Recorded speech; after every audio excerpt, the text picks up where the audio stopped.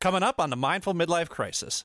People focus on passions and people don't know what their passion is. Your passion is the outcome of your gift.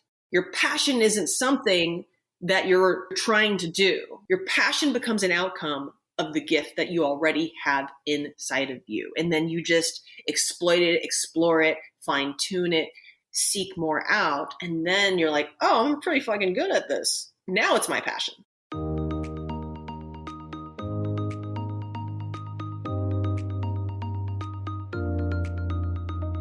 Welcome to the Mindful Midlife Crisis, a podcast for people navigating the complexities and possibilities of life's second half. I'm your host, Billy Lau, an educator, personal trainer, meditation teacher, and overthinker who talks to experts who specialize in social and emotional learning, mindfulness, physical and emotional wellness, cultural awareness, finances, communication, relationships, dating, and parenting, all in an effort to help us better reflect, learn, and grow so we can live a more purpose-filled life. Take a deep breath, embrace the present, and journey with me through the Mindful Midlife Crisis.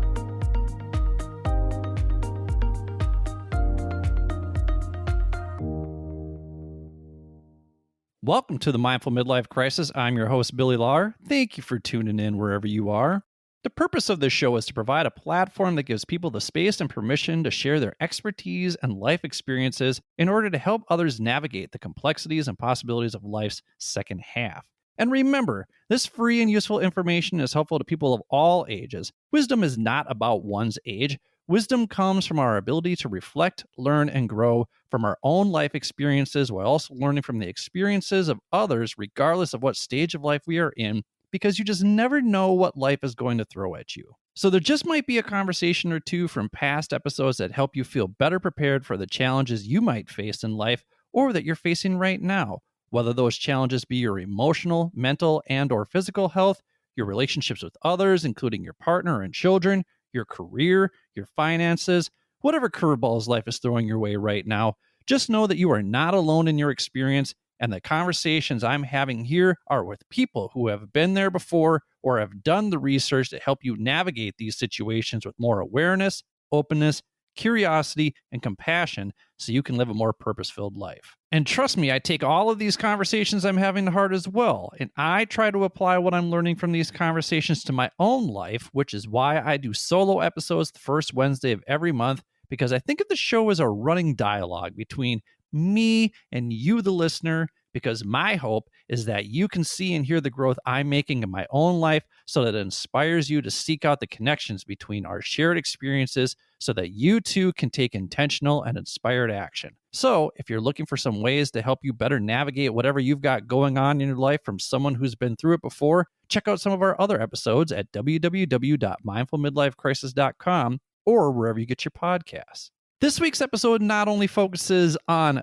fitness, but understanding other people's life experiences as well. So if you're looking for more episodes like that, check out episode 6, which is our 2-part conversation with Maurice Buchanan and Delico James about how their work gym is transcending what it means to be gym owners. Check out episode 50 with Aaron Boyke, who talks about why it's important to maintain muscle mass as we get older. Episodes 48 and 49 with breathwork specialist Colin Purcell and Anna Schlegel, who talk about the importance of re-examining our relationship with our breath. You can also check out episode 44 with Jody Farr about the need and urgency for cultural awareness, and also check out episode 30 with Scott Welly about how to outperform the norm. So with that, let's meet today's guest. Our guest today is Venus Lau. Venus is a mindful movement coach, fitness trainer, sports performance coach, fitness model, and former NCAA Division I athlete with over 15 certifications ranging from National Academy of Sports Medicine, Animal Flow, Yoga Alliance, Kettlebell, TRX, Breathwork, and more. That's a lot of certifications. She was recently featured in Oxygen Magazine, Pop Sugar Fitness, and Bravo TV. She has been a guest lecturer at California State University Northridge and Pepperdine University and has been a contributing writer for Muscle and Fitness magazine. Venus values strength at every angle and adaptability so we can move to live with an awesome body, mind, and soul. And that's what she's here to talk about today. So welcome to the show, Venus Lau. Thank you, Billy. How is it going? It's going really well. I sort of feel like a teenage girl outside of TRL on Backstreet Boys Day, because this is a big deal for me, because you absolutely are one of my heroes, and I'm really, really flattered and honored to have you on the show today. So thanks for joining us. Well, thank you so much. You know what? I'll give that high five to that little inner teenage girl in you. She greatly appreciates that. She does. So the inner teenage girl is one role that I play. We like to ask our guests 10 roles that they play in their life. So what are 10 roles that you play in your life, Venus? Honestly, I just selected the first 10 that just came out of my mind. I'm sure there are more roles, but these are the first 10 that came out. And I wrote student because I feel like I am a student of life, not just for movement. And I am a coach. But in order for me to be a good coach or teacher, I have to be a good student. Lover, not a fighter. Although when I was younger, I was definitely more of a fighter. 4, friend. 5, a flowista. 6, I consider myself a seeker/investigator. 7, a future partner. 8, a fun buddy. 9, I'm a fine tuner. And 10 is question mark, more to come. Oh, I like that. I like that. And you even included that in the 3 roles that you're most looking forward to in the second half of life. So we're going to circle back around to that a bit. Flowista, we're going to talk about this a little bit later, but what do you mean by flowista? Flowista, so I'm known for teaching body weight flow, body weight movements, animal flow, yoga flow, primal movement flow, kettlebell flow. I could do it with any weight or whatever, but it's a blend of movements. Like if you were to combine yoga with breakdancing and martial arts, and movement is movement, regardless of the category. And it's just about the intention of the movement. So like martial arts, it is supposed to make us strong and better movers and be quick and swift and understand power. Like gymnastics, it's meant to be sport, and it's meant for developing lots of skill and strength and mobility. And like dance, it has its own rhythm, and each individual performs those things the way that really brings them the rhythm, the joy, or the emotion that they are seeking or what they are in at the moment. So it's a combination of all those things, but I like to put it in a fitness aspect. And I like to do it where it's very teachable from beginner to an advanced mover. So you have a practice that you can do for the rest of your life. Even if you don't identify as a dancer, if you don't identify as a martial artist, if you don't identify as a gymnast or anything like that. There definitely is a choreography to it. And that's something that I've admired watching when you'd post your Instagram videos, and just watching you flow so smoothly through those movements. It's a lot like watching somebody who's a really good dancer, because there's a choreography to it. And the other day, a friend of mine and we were just like, hey, let's just YouTube a hip hop dance routine that they'll walk us through. And we laughed a lot through it, but it's hard because there's a mental component to it as well, because you're like, you got to think about the movements, and then at the same time, not get too much into your head about what the movements are, and allowing yourself to just flow and enjoy it. Yeah, for sure. And that's the hard part. And it's like anything you learn. If you're learning to be an actor, let's say, and someone gives you the script, and they're like, you're this character, these are your lines, these are their lines, now act it out with somebody. First of all, you've got to understand the character, right? You have to understand the script.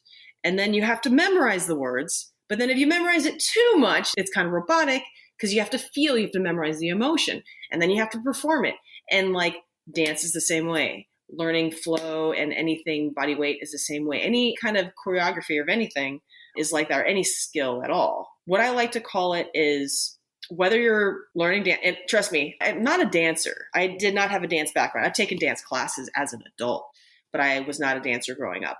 I was an athlete. And just like a sport, you have to learn everything by its foundations, and you have to learn the coordination. Then you have to learn how to do this and this and this and this and all these different layers. And then you learn how to perform it. Well, and you have a lot of certifications as well. I imagine that tells us more about why you are a seeker and investigator, and that's something that you're looking forward to in the second half of life. And I think that connects to this idea of being a fine tuner as well. Yes. So I'd say usually a go-to when people say, what's one of your skills that you have that you're really good at? I'm really good at finding patterns and understanding patterns, and not always like mathematical patterns or anything like that. But I mean, like, I see movement patterns. Anything physical or movement, I will see people do something and I'll find the pattern, and then I want to go in and I want to fine tune that pattern. So like when it comes to seeking, I love looking at patterns of people, of things, of movements, and then trying to understand, like, why is that happening? Is that a good thing? Can that be made better? If I tweaked it, what would happen? And then kind of go from there. And no, it doesn't always have to be movement. That's my expertise right now. I'm also fascinated with like human connection and the patterns of that as well. Well, then as a seeker, it sounds like you're also seeking to be a future partner, as you listed that as one of the 3 roles that you're most looking forward to in the second half of life. So what is that? Tell us more about that. Okay. First of all, I am gay. I did not come out of the closet or even really acknowledged myself for being gay or being interested in wanting to date women until I was about 36. And I didn't really start dating till didn't have my first girlfriend until I was like 37. I'm now 43. And it was such an interesting thing for me because I had done a lot of seeking in my life on trying to get over, like, my parents both passed away from cancer, and understanding what my purpose was. Because for the longest time, I was the good kid that just did what my parents wanted me to do. I went to a good college. I got a golf scholarship. I graduated. I moved to LA, and my parents had passed away from cancer by the second year I was out in LA. And I actually moved to LA because I was seeking something different than what I thought I wanted to do. Anyways, fast forward, after doing so much seeking for career and healing my own body and all that stuff, I was like, okay, I seek a partner. And I dated a good amount of people, and I want to be a great future partner. I read a really great quote the other day. It's for heterosexual people, but I really thought it was a great quote. And it was like, ladies, don't find a man who wants a wife. Find a man who wants to be a good husband. And I thought that was really great. And that's why I was like, yeah, I'm trying to reframe it of like, instead of me being like, I want a partner, I want someone in my life to share it with, which I do. But I think it's a really great reframe to go, I want to be a great partner. So to whoever that is. So it sounds like, it's about 6-7 years here that you've, I don't know if embrace is the right word, but to be fully true to yourself and to seek out a partner that is gay as well. And is it still new? Are you still figuring out this dating game? So is that part of the seeking? I'm curious about that. Great question. It's always new. I mean, at least for me, I am a believer of that cliche when they say, if all of your partners are the same, all of your ex-partners, or they're very similar, that means you're not learning a lesson. Not that I'm such a great learner, but I feel like every person I've dated has been extremely different. Yes, there are definitely some similarities, but for the most part, I feel like I've really learned a lot from every ex-partner I've ever had, no matter how short or long the relationship's been. And you learn a lot. And I think even people who come and go in your life, the ones that don't stay, like, there's really a beautiful lesson there. Although, let's just be real. There are a few that I'm like, what was that about? Like, that was a waste of time. No, but no, I'm just kidding. I'm kidding. But yeah, I think that it's important to constantly learn. And I'm hoping to be a good partner and to find someone that I can continue to grow with. I think that's been the hardest part, is like dating and then being like, cool, I learned a really great lesson. Now I get to start over with someone new, but I'm in a place in my life where I'm like, cool, I want to like learn lessons and continue to learn lessons with one person. Everyone's different, but I know that that's my makeup. I know that at least for now, that's where I'm at in the present moment, of that's what I want in the future. You and I are kind of in the same place, and we're around the same age, and we are also both Leos. So do you ever look back on your past relationships and think to yourself, maybe I'm just too awesome for anyone to handle me? Sometimes that comes to mind as I think about like how awesome I am just as a Leo. Like I know I present that way. Does that ever?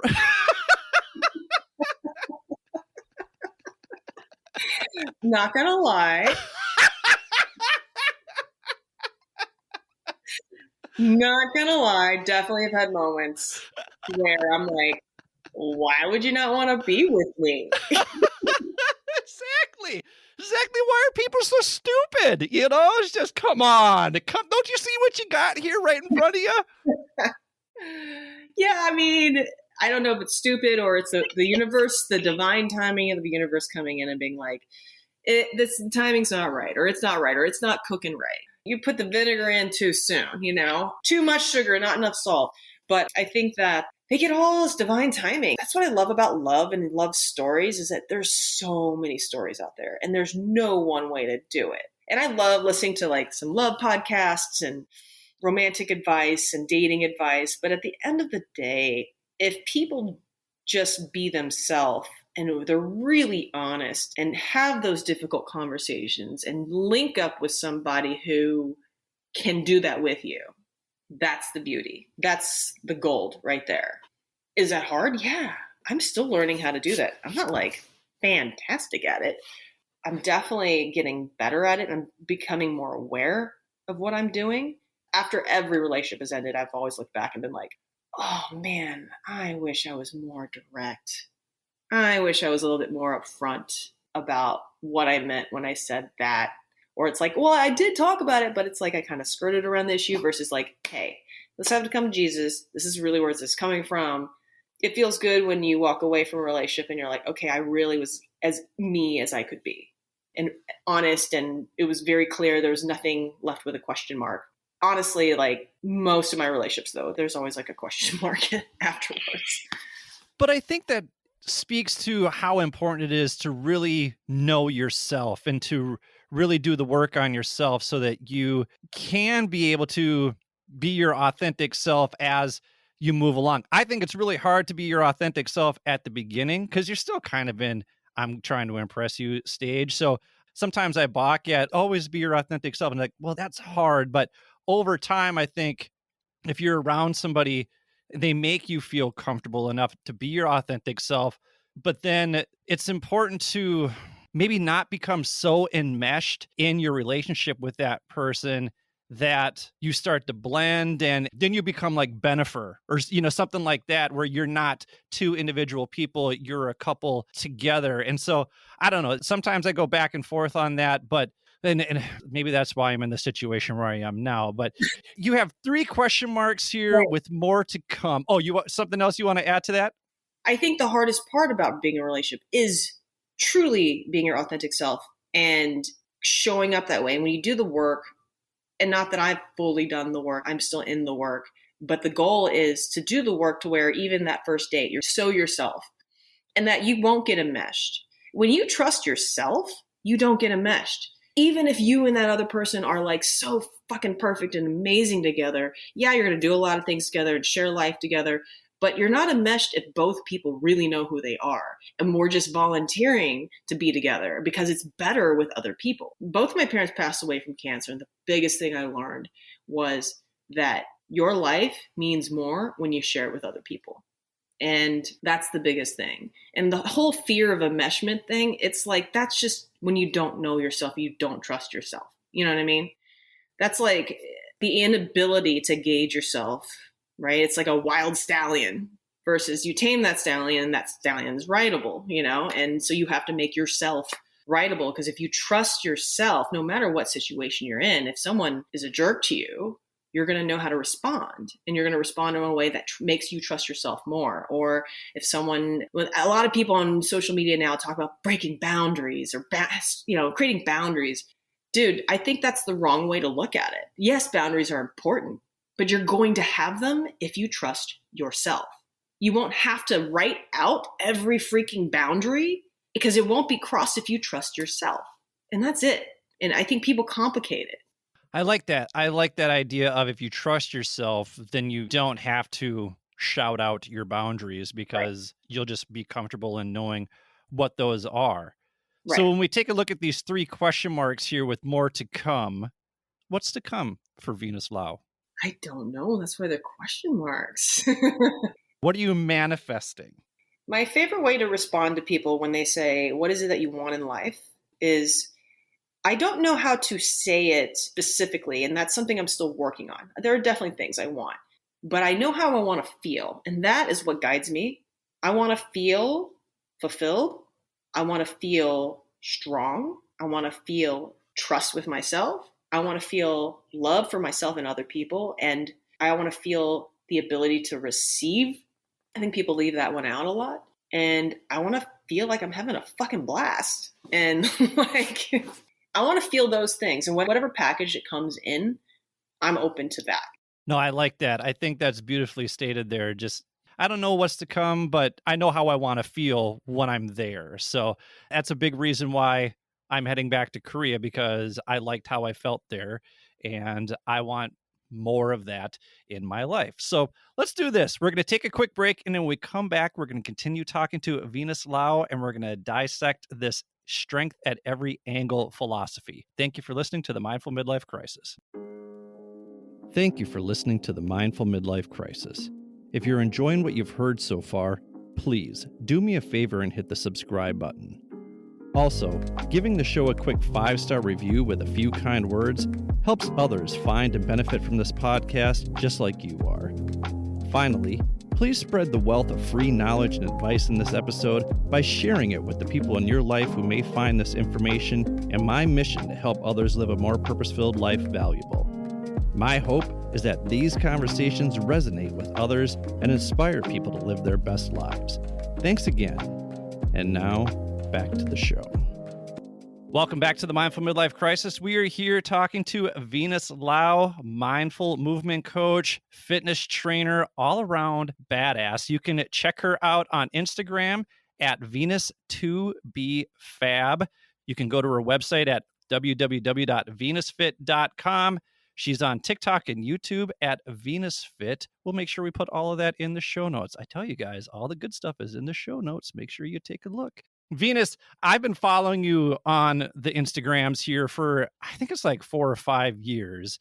It feels stalkerish, and I apologize if it's felt that way to you. And the reason why I started following you is because I saw a video of you doing animal flow, and I was just blown away by how silky smooth you were doing these moves. And your flow programs stress this idea of strength at every angle. And we're going to get into that in terms of the physical part of it. But I think because I followed you for so long, and because, you know, you've been so great about corresponding, it's one of the reasons why I really enjoy our connection here. I've gotten to know a little bit more about your story. So if we take this idea of strength at every angle and make it more metaphorical and talk about it in terms of resilience, what events in your life, and you've mentioned a few of them already, have made you strong at every angle, and how so? What have you learned along the way? Where do I start? I could start with how as a kid, I was really shy. And I got bullied when I was really little. And then as I got older, I started having more friends, and I started finding my friend group like in junior high and high school. But by the time you're in junior high, high school, you've pretty much developed your internal shell personality. So, and being an Asian kid named Venus in Texas is rough. Venus rhymes with.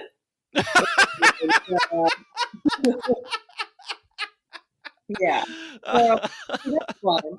And then as I got older, my parents were all about me becoming a professional golfer. And I trained with the people who taught Tiger Woods. I trained with the guy who taught David Ledbetter. He taught David Ledbetter. I don't know if you know golf or not, but in the golf world, David Ledbetter at one point was training like half the PGA Tour. It was a really big deal, and golf was a big part of my life. And then I got a golf scholarship to go to Baylor University, and I went there. And then while I was there, my dad got cancer, and he died by the time I was a senior in college. And then my mom was diagnosed a year after that, after I graduated, or actually kind of during. And then she passed away when I was 25. And I moved to LA because I thought I wanted to be a comedy writer. Promise I can be funny. And then I got into personal training just because I needed a side gig. The rest was history. But to go back to strength at every angle to me is body, mind, soul. Of course, as a trainer, it in that aspect, the physical strength at every angle is being able to know that I can handle whatever life throws at me physically, mentally, or emotionally, but on the physical aspect with mobility and range of motion. And when we go back to talking about flow, but I very much do still believe in heavyweight training and making sure your structure and your system, your bones, your ligaments, all that stuff, your muscles are strong so you age well and so you can live a good long life and enjoy it with the people around you and do the fun things and not be scared. Like, I don't know how many times I've seen people who are older and they're like scared to go do something because they're afraid they're going to hurt themselves. And so when I train on a physical level, I'm trying to get people to feel comfortable in their bodies and not just aesthetically. Aesthetically is great. I used to be a fitness model, so I like aesthetics. So people feel confident in what they're doing.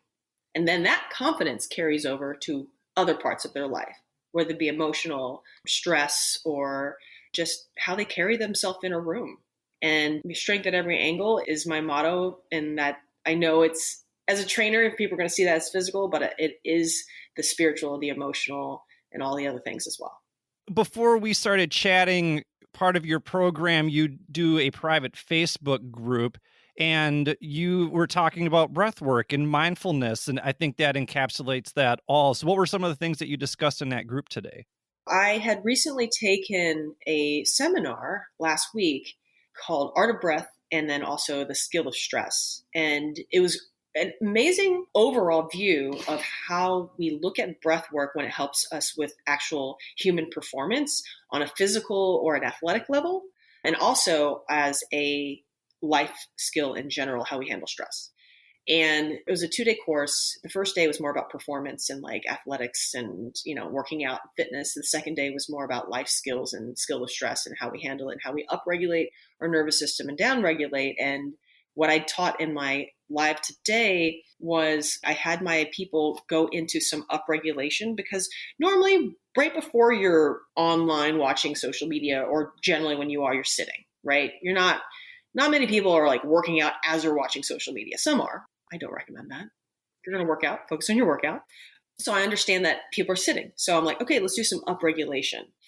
But it was really quick. And then we focused on downregulation, because that's really what people really need. Well, I'd say 80%. There's 20% of people who definitely need upregulation. So we did breath work that allowed that to happen. And then with the breath work, we went into self-speak and how the brain sees yourself in all its systems, and whether it's present time, past, and future, and how each part of the brain system identifies as either it, I, or you. And so I created some journaling topics, and then I had them infuse that into their movement practice. And so I like to do stuff like that with my students. Every week, I always do a live flow class, like a movement class. And then on my Facebook, every week I'll teach something different, whether it's mindset, breath work, maybe it's a physical skill, maybe it's a flow, maybe it's a workout. It just depends.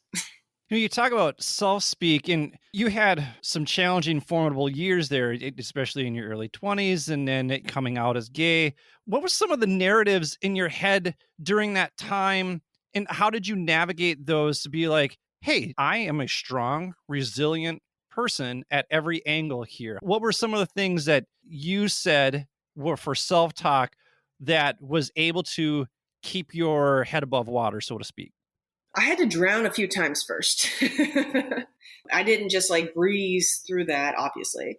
But one of the things that I fell into kind of like I don't know if I would call it a depression. It was probably a depression. I wasn't diagnosed at the time or anything. But after my parents passed away, I went through a really dark period where I was really angry. And one of the books that, I don't know if someone gave it to me or I bought it, but it was called The Language of Letting Go by Melody Beattie. And I opened up to the middle of the book, and it said, sometimes we have to reach our peaks and sometimes we have to reach our valleys in order to find our middle ground. And it really spoke to me, because I felt like I was going up and down and up and down, and I was going to high peaks and then low valleys. And I was like, God, I just want this to like get more simple. And I got to a place where I had to accept that it was okay to be in extreme places, and that it's not permanent. Nothing's permanent. That was a lot of the wisdom that my parents taught me before they passed. So it's like, as awful it is to lose your parents in your early 20s, there's so much wisdom that I gained. Luckily, with my parents, they went from being like super Asian A-type people to, before they passed away, I had a lot of really deep conversations with them about life and what mattered. And my dad always said, if I die today, tomorrow, next week, 5 years, 10 years, 20 years, you're never going to feel ready for it. It's going to hurt. It's going to suck, but you're going to die too one day. Make the most of life with what you got. Get as much as you can. Work hard. Have a lot of fun. Find people you love and celebrate your life with them. It wasn't exactly those words. It's the words have changed over the years of my memory, but that's basically what he said. And I understood it at the time, but I didn't really get it. It didn't really sink in until having failed things happen with business, relationships, friendships, hobbies even. Failure really teaches a lot. And failure isn't really failure, okay? Failure is just learning what works and what doesn't work. And it becomes a success when you can transfer it over and carry it over to some other part of your life. It doesn't always feel like that, though. I have definitely felt like a dead-ass failure many times in my life. Well, then you're a college athlete. Along with that comes with a sense of, hey, I'm accustomed to winning, or I'm accustomed to being really, really good at something.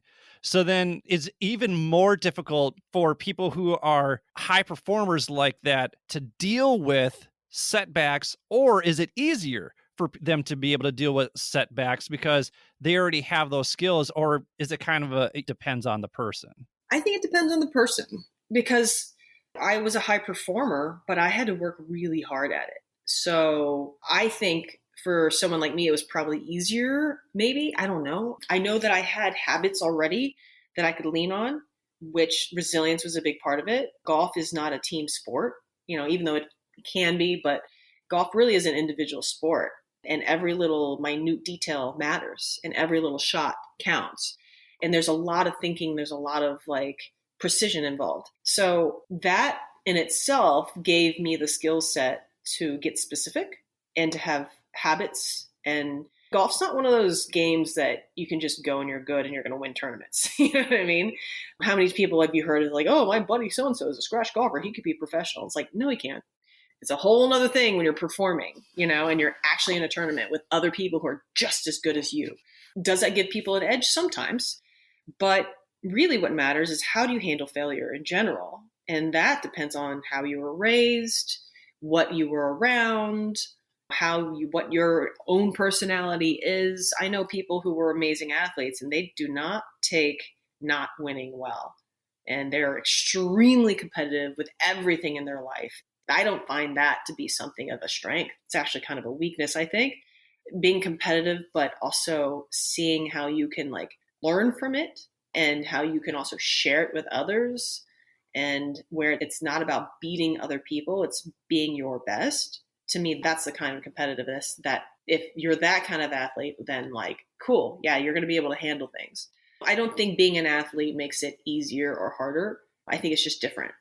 Well, I'm always fascinated by the fact that you were a D1 collegiate golfer. And I'm curious what your experience was like as an Asian woman on a golf course in the heart of Texas, because I don't imagine you had a lot of people who looked like you out on the golf course back in the day. Did that just never come into play because you were so focused on being the best golfer that you could be? Well, that's a very interesting question. I've never really thought about it that way, to be honest. I mean, I definitely have thought about it, but I think as a kid, I wasn't thinking about it. It was interesting. I felt more accepted as a performer, an athlete, being a golfer, even though, yeah, there are not a lot of women, not a lot of Asians. There are now, but not when I was growing up, especially in the South. I felt like I was more spotlighted and I was more special because of it. But in my personal life, I felt like a total dork. Without the title of athlete attached to me, I was insecure. In my story, being an athlete, it was a mask. Sometimes a good one, sometimes a not so good one to hide insecurity. But it's interesting because I've taught workshops around the world. And every time I teach a workshop, at the end of it, I always say, if y'all have any questions about anything, You can ask me anything. And I usually expect people to ask me about, the movement and what I've taught, and for me to go over certain concepts. And they do that. It's always interesting. There's always a few women who will come up to me, whether they ask me in the group or they come up to me personally, and they always ask me, how are you so confident in an industry full of men? Because when I go to the gym, men treat me like I'm just like the yoga instructor, when really I'm here to teach people how to be strong. And not that yoga instructors aren't strong, because they are. I am also a certified yoga instructor. But, in the gym atmosphere, it's very bro-like kind of camaraderie. And I like to say that, that's something a lot of women have to deal with, and that's rough. The best advice I can give, and it's hard, is that you get to see yourself as strong. And when you do, it's just like when we were talking about relationships earlier, if you trust yourself, you walk in there, it's not a big deal. And you also realize that a lot of people who are judgmental are really insecure. And that's really the biggest thing. So when you talk about feeling comfortable, especially when you're in a situation where maybe not necessarily that you're the odd person out, but that you're not as represented or you're seen differently in some way, shape, or form, did you feel that when you came out to become a comedy writer? What was the reason for coming out to be a comedy writer? Did that come naturally to you? Because it seems like you just made this very smooth transition into a fitness trainer. So I've always been curious about what that comedy writing experience was like for you. The comedy writing experience was the fact that I love laughter. Anything that can make me laugh. And I'm a shit talk laughter. I'm a dad humor laughter. I'm a dark humor laughter. I just fucking love laughing. That's what got me through a lot of my dark shit in my life. And I luckily had a lot of funny friends growing up. And my best friend, who is still is my best friend and my business partner, she also is still a writer. And all we ever did was laugh. And that's really what got us through a lot of the heavy, dark stuff, especially in our 20s. And we would write scripts together. And then we were just like, hey, let's move out to LA and let's do it. And it wasn't like this, oh, I'm a writer. It was just like, I like it. Let's do it. And that's kind of how I've led my life. If I like it, I investigate it. I seek it out. I try to fine tune it, just like all my roles in life. And then I try it. And if it works, great. If it doesn't, I fine tune it some more. And if it's still a struggle, it's not meant for me. And so I was doing that for a while. And the first 6 months that we moved out here, me and my best friend, we actually optioned a script to New Line Cinema and had a star attached. And we were like, what? We did that in 6 months. Like, what? That was pretty cool. And then we kept doing it, and there was a struggle. And also I was in my 20s. I was going through some hard times. My mom just passed away. I didn't know what I wanted to do with my life. And I loved to party. So, right? I was a bartender at some wild places and had a lot of fun. And so I just let myself have fun. And then when I got into my later 20s, I was like, oh, I need a serious job. And here's another thing I did not mention. I had a serious job before I moved out here. I was a pharmaceutical sales rep, and I had work in marketing. I know. I've done a lot of things. And then I quit all that because I was like, fuck it. I want to enjoy my life. So then I moved out here and I did the bartending scene and had fun. And my friends were like, you should be a trainer because you work out all the time anyways. And I did. And I was an athlete and I had a strength coach. So I really understood how to work out. And I was like, oh, I do not want to be a trainer. They're like, why not? I was like, ugh, why would I be a trainer? And I just thought of the trainer, very stereotype trainer. And I was like, that's not me. And they're like, well, you can make some good money doing it. And then you'll have more free time. They say it's not true, by the way. You do not have more free time. And I was like, yeah, great idea. And then I walked into Equinox and I auditioned and they're like, are you certified? And I was like, no. And they're like, you need to get certified. And I was like, okay. So I got certified. They still hired me though. And I didn't train anyone until my certification was pat down and through. And the rest is history. It was one of those things. And I did a post about this on Instagram and TikTok and all the things. But I think that your gifts are what we should focus on. People focus on passions, and People don't know what their passion is. Your passion is the outcome of your gift. Your passion isn't something that you're trying to do. Your passion becomes an outcome of the gift that you already have inside of you. And then you just exploit it, explore it, fine tune it, seek more out. And then you're like, oh, I'm pretty fucking good at this. Now it's my passion. And that's what happened to me. Fitness became my passion once I understood it as a gift. And I don't know what the original question was, but I am going on this train. I don't even care, because you just gave the greatest mic drop moment of all time, because I hate follow your passion so much. And that's why we had Jordan Harbinger on the show to talk about why that is such a toxic self-help statement. And I hope that there are Instagram influencers who are just withering to pieces right now, having heard that, because you just stated that so beautifully. Like, it's not our job to follow our passion. Our job is to figure out what we are good at. And then as a result, if we listen to that, then we pursue it because we become passionate about it. You don't really know if you're passionate about something unless you're willing to do it on a weekend for free. You know, right. You just made me feel so happy. Yes. Passion is a result. Passion is an outcome of dialing into things that already are your gifts. And yeah, not everyone's natural gifts, they know about them. But for those of you who are like, well, then how do I start? Spend a lot more time alone, okay? Because you're not going to figure out what you're good at when you're constantly influenced by other people, right? Maybe you can take some time off social media and go do things that interest you and see what you're just kind of naturally good at, or see a pattern of what you're good at, and then explore that.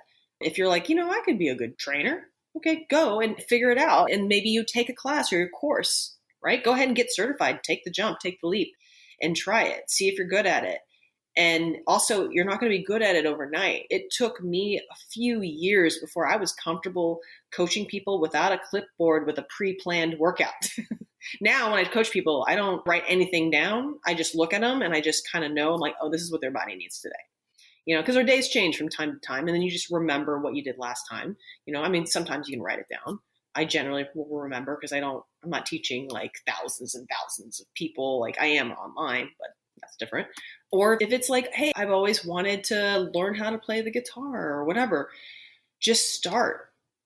Be patient, and then ask yourself, am I really good at this? If you're good at it, it makes you feel good. That's another thing. If you're good at it, it makes you feel good. It boosts your confidence.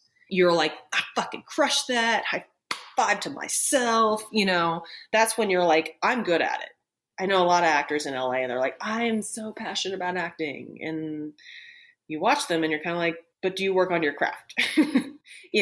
It's like, if you're really passionate about something, you work on it and it makes you feel good. If you work on it and it doesn't make you feel good, you're wasting a lot of energy on something that could be put to something that can make you feel good. And I don't mean feel good like I did so good at it. I mean feel good like I learned, I'm acquiring a skill kind of good. Because it can be frustrating too. Yeah. It can still be frustrating, but you're like, oh, that was so hard, but I feel really good. It reminds me of any time I have taken a course that you have offered, and there I am trying to do some sort of animal flow roll, scorpion reach that you're teaching us. And I'm dripping in sweat because I've never moved my body like that before in my life. And then when I'm done, I'm like, that was so hard. I hated every second of that. When can we do it again? It's just one of those feelings right there. So no, you knocked that out of the park. So I think that's a good spot here to take a break. And then when we come back, we're going to continue talking to Venus, and she's going to continue dropping more truth bombs. Thank you for listening to the Mindful Midlife Crisis. Thank you for listening to the Mindful Midlife Crisis. New episodes come out every Wednesday to help you get over the midweek hump. If you'd like to contact me, or if you have suggestions about what you'd like to hear on the show, visit www.mindfulmidlifecrisis.com and click Contact Us. While you're there, Don't forget to sign up for the newsletter to get free weekly meditations as well as free resources from our Reflect, Learn, Grow program. You can also click on the show notes for links to the articles and resources we reference throughout the show. If you want to check out my worldly adventures, follow me on Instagram at mindful_midlife_crisis. My hope is that my trials, tribulations, and successes will inspire you to take intentional action to live a more purpose-filled life. And while you're at it, remember to show yourself some love every now and then, too. Thanks again. And now, back to the show. Welcome back to the Mindful Midlife Crisis. We are here with mindful movement coach, fitness trainer, Venus Lau. We love having her on the show here. If you're enjoying this conversation, you want to get more of this good stuff from Venus, go and follow her on Instagram at Venus2BFab. Or you can go to her website, www.venusfit.com. She's got programs there that you can check out, that you can enroll in, and you can get more of this good stuff from here. You can find out all about animal flow. It's actually a lot of fun. It's a heck of a workout. You can check those out also on TikTok and on YouTube at Venus Fit. So go pay attention to that stuff. Again, we'll put that in the show notes so it's easily accessible for all of you. We haven't talked much about fitness yet, Venus. So it's been a very fascinating conversation. I imagine you kind of get tired at talking about fitness, but I do have some fitness related questions for you. So I thought I would throw those out here. So you talk about strength at every angle. Regarding physical fitness, we've talked to several personal trainers in the past about the importance of strength training through weightlifting as we age. But why is it so important to incorporate flow and mobility into our workout routines, especially as we get older? Because flow and mobility is a form of strength. It's just not a form of strength that people talk about, and it's not as easy to measure. So scientifically, people are like, oh, well, that's not strength. It is strength. To have good flow and fluidity, you have to understand acceleration and deceleration of strength, right? For good mobility, which is range of motion, that is also a form of strength. And that also makes us more resilient in our bodies. And the more flow and the ability you have to go, stop, go, accelerate, decelerate, breathe through it, cognitively change transitions, energy, and the mobility of moving your body through different ranges of motion at different axes, you're going to get stronger as well with general fitness strength. I am stronger now in my 40s than I was in my 20s when I was a D1 athlete lifting 3 to 4 times a week. And I'm stronger because I have more access. And also what it does is it allows your nervous system to feel safe. When your nervous system feels safe because of ground-based movement, because it knows its range of motion, because your body knows that I can go fast, I can go slow, I can go medium at the drop of a dime, you're going to be able to access more power and more strength. I can lift heavier now than I could in my 20s. And I can move better. And I can think while I'm doing it. And I can talk while I'm doing it. So the capacity to move on an athletic level, whether if I want to perform or if I'm just hanging out with friends and just trying new activities, my nervous system is going to get racked up. I'm not going to be full of cortisol and stress when I'm trying things. And I can enjoy life more as well as get fit easier. You have a client that you regularly post about on your Instagram, and I think she's maybe like 68 years old. I feel like you've been working with her ever since I started following you. What development have you seen? What growth have you seen? What mobility have you seen in her having worked with you over this time? So when she first came to me, she had just had cervical surgery on her spine, which is her neck. And she had had an accident. And so she had to get certain parts of her cervical spine removed and fused. So she was really stiff. And because that's so close to your brainstem, everything was scary to her. We started with body weight TRX rows, suspension rows. She wasn't even leaning back that far and she was scared because your nervous system is all racked up. So I started with her by doing ground-based movement where your nervous system feels safe. We started with rolls, then we went into crawling, and then we did some mini baby flows, nothing too crazy. She wasn't super strong at the time. She had been strong before. She wasn't an athlete, but she has had trainers before, and then she kind of didn't work out for a while. When she started working with me, she was 59. She's now about to turn 69. So we've been working together for 10 years. When we first started, everything was scary. Because of ground-based movement, she started trusting her body and her body's ability to do things and to learn cognitively. And then she got really excited about it. And she was like, this is the first time I've loved working out so much. And that's what I always get from my clients, by the way. They always say, I hated working out and now I love it. Well, they don't always hate it. Some people loved it, but then they love it more because now they are connected and aware and they get stronger, faster, easier. So over time, she became better and she was still robotic. You could even look at my old Instagram posts where I've posted her. You can see how she used to move very mechanically. And now she moves very fluidly. And then I started teaching her how to use kettlebells. Then I started teaching her how to use the steel mace and clubs and ropes. And we've done battle ropes. And she's 69 and she moves better than people in their 20s.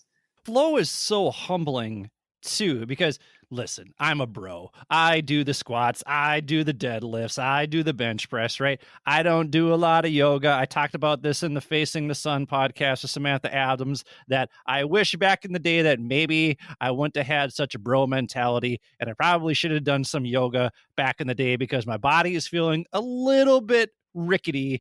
And now I'm doing this morning mobility routine. And quite frankly, having followed you, a lot of the morning mobility routine that I do now is based on some of the things that I see you do, just much slower, much more basic.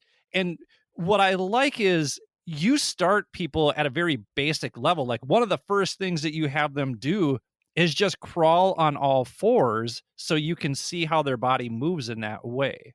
Mm-hmm. Yeah, I very much like to start people with crawling before we get them into doing anything else. And if crawling is too hard, I get them started with rolling. But really, crawling and rolling go hand in hand because the closer you are to the ground, the more that your brain says, oh, this is safe. Like, I can't fall, right? And the more hands and elbows and knees that you have on the ground, the body's nervous system is like, ooh, I'm like double safe. I'm already in the catch position if I fell down.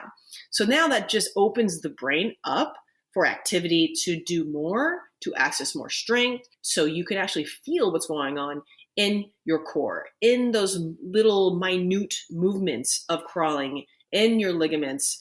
So it's not just like, ooh, this is upper body, this is lower body. We're getting a little bit of everything in the body.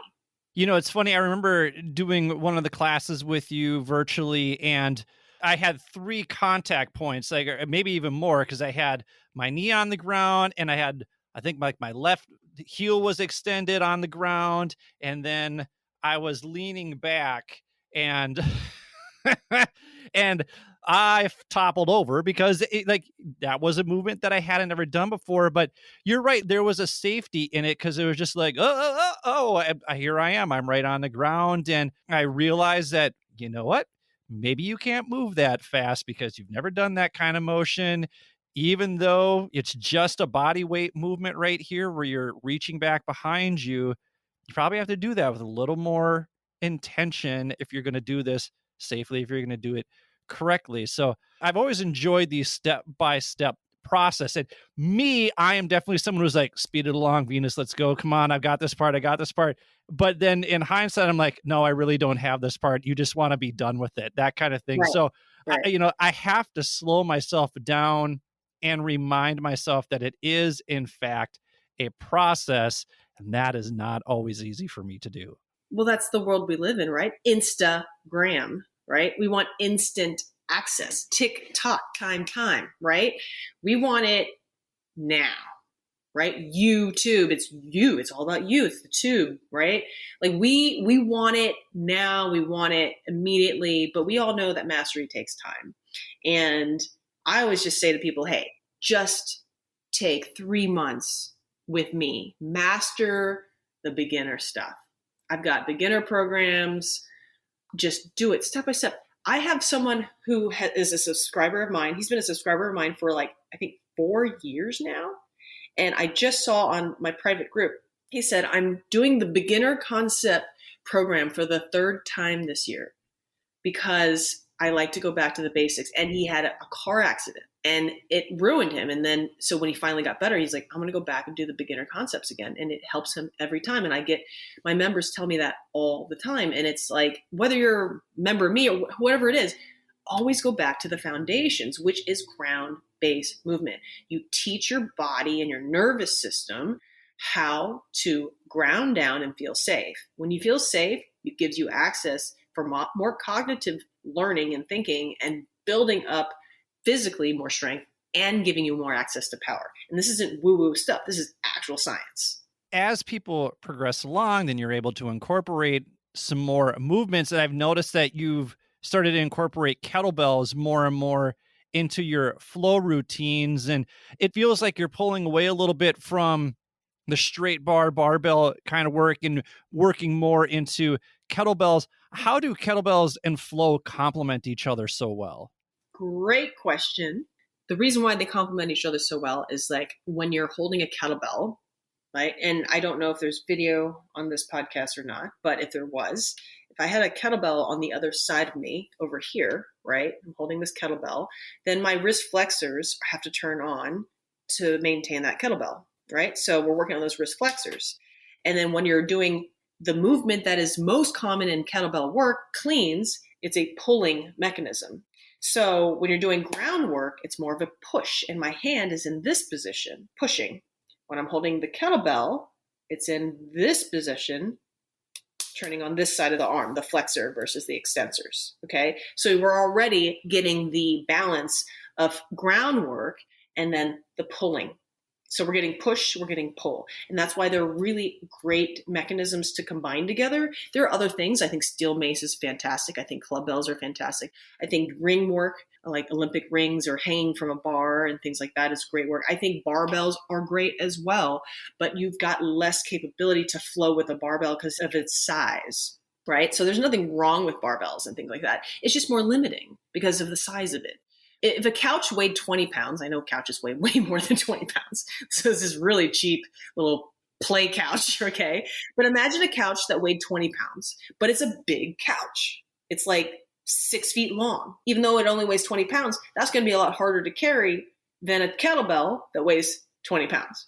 So you're going to have a lot more movement capacity. And if you want to be strong, movement capacity is what also is going to light more neurons up in your brain. Sure, you're going to get a lot of neurons lighting up when you're doing heavy weight with a barbell.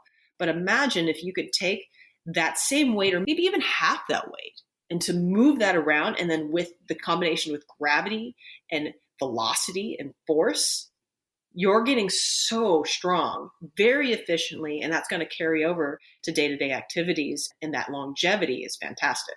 I know that you really value your community. And how has your fitness community, how has your client community filled your bucket, so to speak? How do they make you a better person? How do they make you a better trainer? Because we always talk about the importance of your network equals your net worth. And how has your network made you feel like $1 million or even more? Well, I feel that first it pings you on the inside. You get a ping of like, I belong here. And when I feel like I can contribute to my students and to the Venus Fit community, it feels fulfilling. And no matter how many successes you've had, fulfillment is like the biggest thing. I was on a cover of a magazine and it's awesome. It felt great. But that's not as fulfilling as when someone says, hey, you know what? That thing that you taught me in that class, it really helped me. And I kept doing it. And now I'm a better mover and I feel good about myself. Like that feels so good to me when I hear that. And your network is your net worth, because also like my friends, the people in my life, oh my God, they're the fucking best. I love them. If you guys are watching or listening, I love y'all. I have been extremely lucky. I may have lost both my parents to cancer, but I gained so many friends because of the lessons I learned from that loss. And I really have amazing people with really good hearts who truly want to help other people. And they're also extremely smart and talented business people as well. And whenever I need advice, text them, call them, hey, really need your help. What do you think about this? They immediately reach back and they tell me what they think. We share a lot. And it's really awesome because we understand that it's not a competitive atmosphere. Most of my friends are also in the fitness, in the wellness space. And there are millions of people in the world. It doesn't take that many people to run a business. It doesn't take millions. I just have like a couple thousand of people who just want to dial into what I teach. That brings me a good business. There's no competition there. And also, I always encourage people, and even my clients, my goal is for you to not need me anymore. But as we all know of the law of attraction, when you say, hey, my goal for you is so you don't need me, they want to stay. And it's not like a reverse psychology thing I'm doing. It truly is what I believe because I know more is coming. And I know more people want this help because it's true. I'm not doing it as a gimmick. It's not just for fitness inspo, hashtag, blah, blah. It's so I can really help people move better and feel better. And this stuff just works. And so when you have a network of other people who do the same thing in the craft that they're in, because we're all different, we all have a different, unique thing about us, whether someone's following me because of my personality or the way I teach, or if someone's following someone else who might teach similar things, but they've got their own take on it. And I think it's really important for us to explore everything and then just kind of like, okay, but this works for me. And then that's your camp. Well, I think because you are so genuine and because you've mastered your craft, that's why you're starting to blow up here lately, because you've got your programs. I'm seeing you on magazine covers. You're on Bravo. I think you're doing some work with Tonal. And if you don't know what Tonal is, Google it. I can't explain it all. It's a device that you plug into your wall and you can get a really good workout. And Venus is doing some work with that. But this has been 15-year professional progression. And one of my favorite quotes comes from Rich Bracken, which is in episode 59. And he said that he is a 6-year overnight sensation. And you've been doing this for 15 years. So can you wrap this all up in a flow metaphor for us that you can create that summarizes this journey as a flow? Wow, a flow metaphor. Here's something I've said in different posts over the few years, and sometimes I forget about it, but I like to use analogies, and I like to use the analogy of writing poetry. And first you start, and let's start with the very basics. You learn how to spell correctly. Then you learn grammar. Then you learn how to put it all together in conjunctions and create a sentence. And then those sentences become paragraphs. And then eventually those paragraphs become a story. And then you go back into the story and you edit it and you start to learn how to give it its climaxes, its that beginning, that first act, second act, third act, the conclusion. And then eventually you learn how to even whittle it down more into poetry. And then you can whittle that even down more with the rhythm and tempo with song. And I think that is what life's about. And it's really learning very foundational things, whether we're talking about movement, whether we're talking about understanding stresses in life and career and relationships. It's really understanding all those basic things and then adding on top of it and then having some structures in place. And people get stuck they get stuck in a structure because that keeps them safe. And then they have to let go of that structure and not need proper, perfect grammar. And it's okay to throw in the slang and the curse words in order to create poetry and song and rhythm. But that is all individually based. And so I think that at the end of the day, that's where we're left. And that's where, when we're an adult, like if you're like, I know you're an adult if you're 18 and over, I don't consider that an adult. I felt like an adult at like 33, 35. Okay. 33 is the youngest, I'm just going to say. I know there's people out there who are younger, not talking shit on you, but I promise you, when you hit to 33, you're just going to feel different.